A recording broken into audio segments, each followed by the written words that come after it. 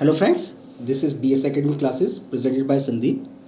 आज की इस वीडियो में डेटा इंटरप्रिटेशन के क्वेश्चन को सॉल्व करेंगे और ये क्वेश्चन डेटा इंटरप्रिटेशन का IPS एग्जाम में आया था, तो उसको हम सॉल्व करेंगे। डेटा इंटरप्रिटेशन के कुछ और वीडियोस आपके BS एकेडमी के चैनल पे अपलोड हो चुके हैं, आप उनको चेक कर सकते हैं। साथ में इसके साथ हमने डेटा इंटरप्रिटेशन की एक सीरीज़ UGC नेट की निकाली थी, आप उसको भी चेक कर सकते हैं। तो about me, my name is Sandeep. I did my MTech in computer science after I worked as a software engineer. I also cracked many government exams like SSC CGL exam, IPS exam, and right now I am working as a research scientist और मैं पिछले 4 साल से students को government exams के लिए prepare करा रहा हूँ। इस क्वेश्चन में हमको जो दिया गया है वो हम देख लें पहले। तो इसके अंदर हमको नंबर ऑफ सोल्जर्स का डेटा दिया गया है, जो कि डेटा है वो थाउजेंड्स में है, और ये 3 डिफरेंट फोर्सेस का डेटा दिया गया है और 6 डिफरेंट ईयर्स का वो डेटा हमें गिवन है। तो और ये डेटा जो है वो ग्राफ के फॉर्म में है, तो हम ज़रा इसको देखें। तो आप देख सकते हैं डेटा हमारा ईयर 5, 6, 7, 8, 9 एंड 10 6 डिफरेंट ईयर्स का डेटा हमें दिया गया है। और जो ईयर है जो फोर्सेस है वो है army, air force and navy. Army को ब्लू कलर से रिप्रेजेंट किया गया है, एयरफोर्स को ऑरेंज कलर से और नेवी को ग्रे कलर से रिप्रेजेंट किया गया है। और जो ये वैल्यूज़ हैं सभी की सारी वैल्यूज़ थाउजेंड्स में। For example this 45 is equal to 45,000। ठीक है स्टूडेंट्स, तो सभी इसी तरह से वैल्यू को हमें दिया गया है। तो सबसे पहले क्वेश्चन को सॉल्व करने से पहले आप उसकी जो भी बेसिक इन्फॉर्मेशन है उसको पहले ध्यान में रखें, अदरवाइज ये क्वेश्चन आपका पूरा का पूरा गलत भी हो सकता है। तो किसी भी क्वेश्चन को अटेम्प्ट करने से पहले जो उसकी बेसिक रिक्वायरमेंट है या बेसिक जो इन्फॉर्मेशन है उसको आप प्रॉपर वे से गैदर करें। Now the first question, what was the average number of soldiers recruited in the navy over all the 6 years together. तो नेवी की वैल्यू हमें निकालनी है, साथ में उसका एवरेज निकालना है। देखिए, तो पहली वैल्यू है 5, 10, 15, 30, 40 एंड 50। इसे कैलकुलेट करें तो 5, 10, 15, 15, 15, 30, 30, 60, 60, 40, 100 एंड 150, यानी 150 वैल्यू है, यानी 1,50,000। और इसको आप 6 से डिवाइड करेंगे तो आपको मिलेगा 25। This 25 is equal to 25,000 because all the data is in thousands. तो हमारी वैल्यू जो आंसर है 25,000 आ गया, तो यानी A is the correct answer. A is the correct answer. Next question, question number 2।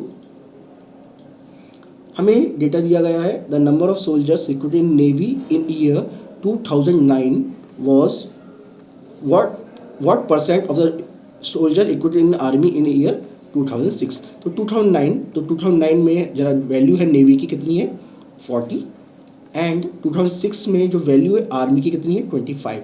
Now हमें 40,000 का 25,000 में कितना परसेंट है, यानी 40,000 में 40 लिख देता हूँ, आप समझ लीजिएगा।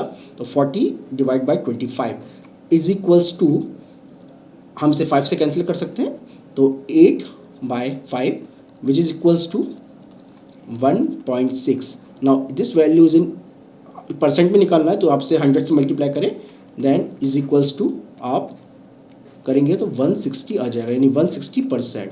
तो C is the correct answer. Next question, question number 3। If 30% of soldier recruited in Air Force in year 2010 were female, then what is the number of male recruited in the Air Force in that year। 2010 का data देखें, air force कितनी है 90,000। 90,000 में अगर 30% soldiers ladies थी यानी female थी, तो मेल की संख्या क्या थी, तो 90% में यानी 90,000 का हमको 70% निकालना है। 70% क्यों, क्योंकि 30% तो फीमेल थी, तो 90,000 70% आप निकालेंगे तो उसका 10% निकालना है, तो उसका 10% होगा 9,000। अब 9,000 को आप 7 से मल्टीप्लाई करें तो विच इज इक्वल टू 63,000। ठीक है स्टूडेंट्स, तो A is the correct answer. A is the correct answer. Next question, question number 4। what was the ratio of number of soldiers recruited in the Air Force in the year 2005 to the number of soldiers recruited in the Army in 2009।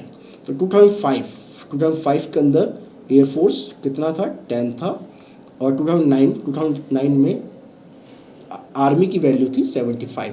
तो 10 divide by 75 which is equals to 2/15, 2:15, यानी A is the correct answer.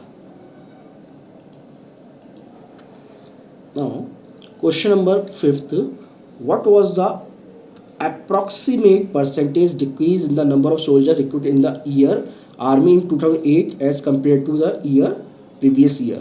तो 2008 में अगर हम देखें value थी 30, और 2007 में यानी प्रीवियस ईयर वैल्यू थी 45, यानी 30 से घटकर हमारी वैल्यू 45 से घट के हमारी वैल्यू 30 हो गई, यानी 45 से हमारी वैल्यू 30 हो गई।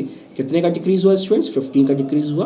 तो 15 का हमें परसेंटेज निकालना 45 में, क्योंकि हम कंपेयर कर रहे हैं 45 से, बेस ईयर हमारा 45 है, तो ये आ जाएगा 1/3। ना 1/3 इज इक्वल्स टू 33.33%। अब देखिए इसमें कोई आंसर इसको मैच नहीं कर रहा, क्योंकि इसमें नन ऑफ दिस भी आंसर नहीं है, तो इसका जो क्लोज आंसर है हम उसको टिक करेंगे, तो E is the correct answer. ठीक है, ऐसे केस में यही आपके पास एक ऑप्शन बचता है और अदरवाइज कुछ नहीं है। तो इसका या तो एक ऑप्शन होता है नन ऑफ दिस, तो उस पर क्लिक कर देते, अदरवाइज हम इसको 33% के लगाएंगे। ठीक है स्टूडेंट्स, इस वीडियो में हमने क्वेश्चन को सॉल्व किया, और हमने इसमें ये भी देखा कि कैसे कैसे क्वेश्चंस का पैटर्न चेंज हो रहा है। साथ में हम आगे भी वीडियोस में हम और भी देखेंगे कि कैसे कैसे हम क्वेश्चन को आगे सॉल्व कर सकते हैं। सो स्टूडेंट्स, आपकी अगर कोई क्वेरी है तो you can mail me at my email ID डी। माई ईमेल आई डी इज sandeep2006IITM@gmail.com। और अगर आपको किसी भी तरह का कोई कमेंट है तो you can mention in the YouTube section comment below. So please subscribe our channel for more videos. Thank you.